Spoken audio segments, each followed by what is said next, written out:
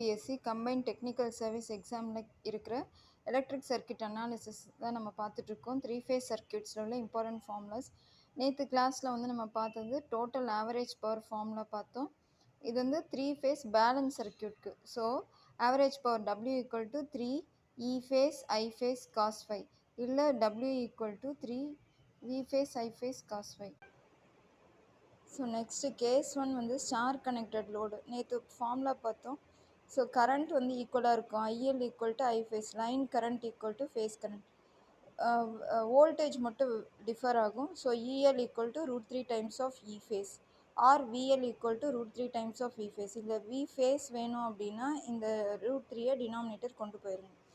So next வந்து power formula வந்து √3 W equal to √3 VL IL cos phi. இதுதான் வந்து பவர் ஃபார்முலா.